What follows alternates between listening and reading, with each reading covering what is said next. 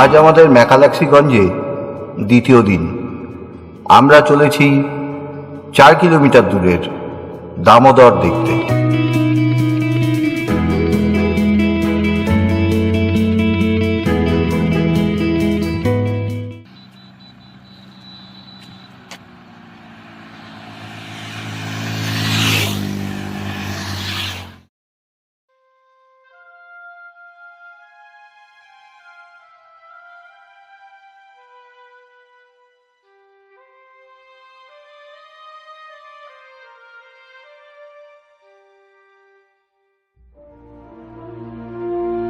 Anglo ইন্ডিয়ানদের না ভারতীয়রা গ্রহণ করেছিল, না ব্রিটিশরা।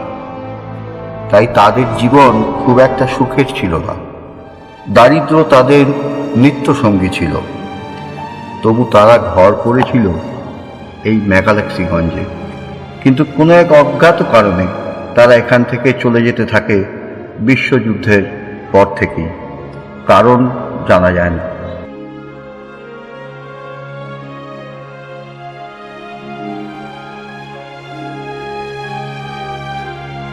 মেকালাক্সিগঞ্জে এখনো আছে সেই আদিমতা।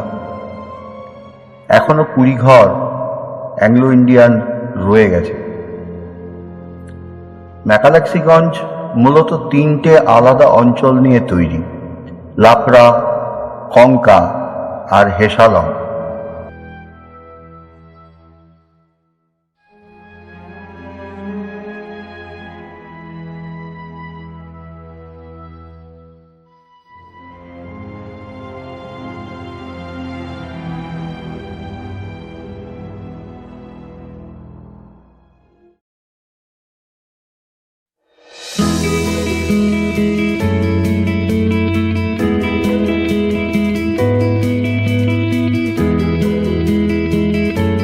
দামোদরের ব্রিজ পেরিয়ে মোরামের রাস্তা ধরে আমরা নিচের দিকে চললাম।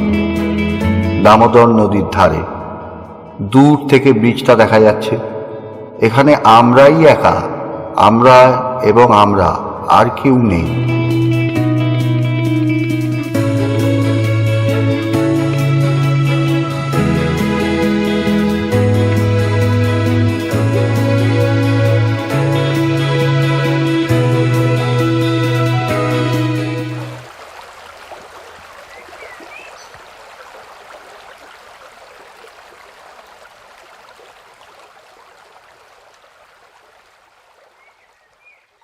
জায়গাটা যে খুব আহামরি সেটা বলা যায় না, কিন্তু জায়গাটার এমন মাহাত্ম্য যে ফিরে যেতে ইচ্ছাই করছিল না।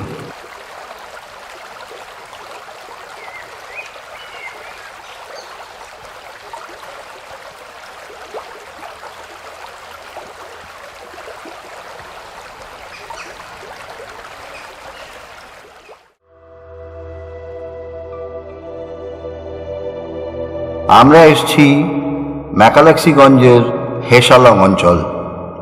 এখানে একটা টিলার উপরে আছে একটা ওয়াচ টাওয়ার।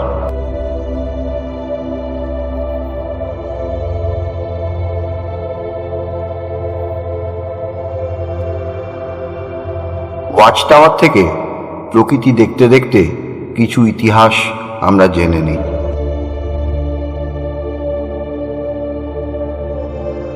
আর্নেস্ট টিমোথি ম্যাকালাক্সি, তিনি ছিলেন কলকাতার একজন অ্যাংলো ইন্ডিয়ান ব্যবসায়ী। কর্মসূত্রে আসেন এই অঞ্চলে। জায়গাটা তার ভালো লেগে যায়। তৎকালীন রাতু রাজাদের কাছ থেকে তিনি কিনে নেন 3টে গ্রাম: মেকালাক্সি, কঙ্কা আর হেসালং। 2 লাখ অ্যাংলো ইন্ডিয়ানদের আমন্ত্রণ জানান, যদিও 300 পরিবার মাত্র এখানে আসেন এবং তারা এখানে বসবাস করেছিলেন, বাসযোগ্য করেছিলেন এই অঞ্চলকে।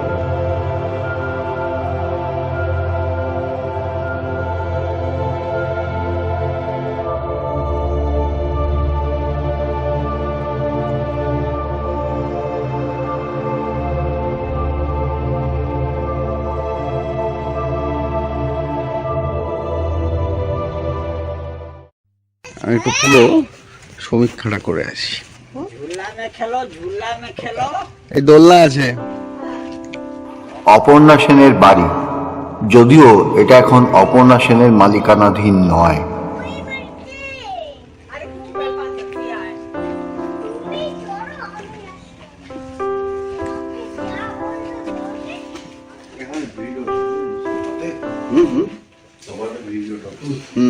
বস, এটা একটা রুম, ছোট রুম, এটা একটা রুম,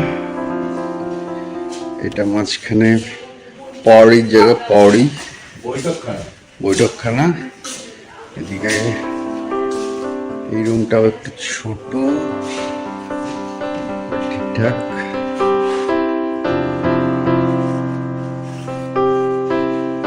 এটার সামনে একটা ফায়ার প্লেস আছে।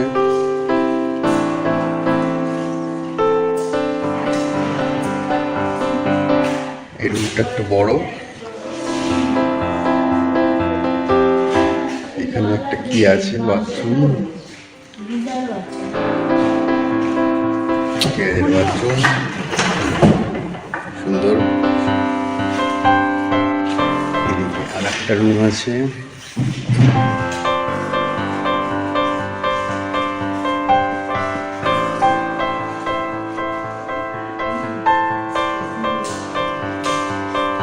ডাইনিং,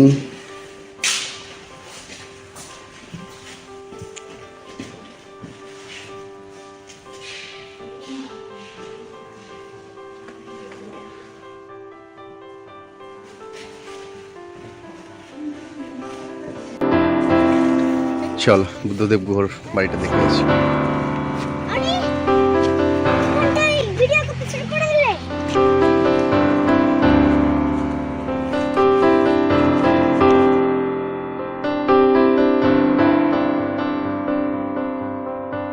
এমনই সব হঠাৎ ঘুম ভাঙা রাতে পিস্তলের নলটা কপালের কাছে লাগিয়ে আমি ভাবি, যখন এমনি হঠাৎ হাওয়ার মতো কোনো এক সুন্দর চাঁদনি রাতে ফুলের গন্ধের মধ্যে, রাত চড়া পাখির ডাকের মধ্যে, রূপালী রাতে ঝুমঝুমিয়ে বেজে ওঠা সমস্ত শব্দ তরঙ্গের মধ্যে এখানে একদিন নিজেকে আমি নিভিয়ে দেব।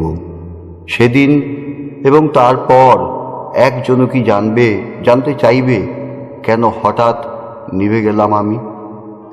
লেখাগুলো এই বাংলোতে বসেই লিখেছিলেন সাহিত্যিক বুদ্ধদেব গুহ। কালের মন্দিরায় আজ তিনি নিভে গিয়েছেন।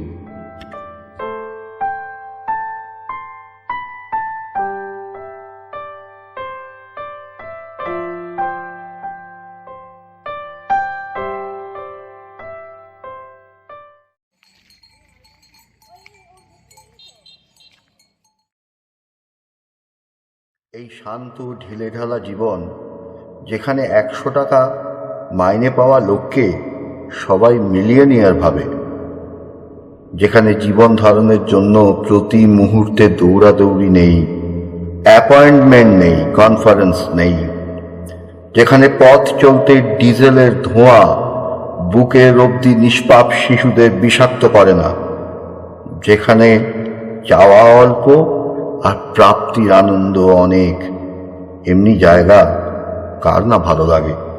দুঃখের বিষয় এই, যেখানে চিরদিন থাকা যায় না, যে পরিবেশে যেভাবে আমরা মানুষ খ্যাতি, টাকা পয়সা, প্রতিপত্তির মধ্যে ম্যারাথন দৌড়ে যাদের ছোটবেলা থেকে শিক্ষা দেওয়া হয়েছে, তাদের উঁচু গ্রামে বাঁধা মন ও শরীরের তার এখানে এলে ঢিলে হয়ে যায়। ভয় হয় পাছে সেই তারে মরচে ধরে।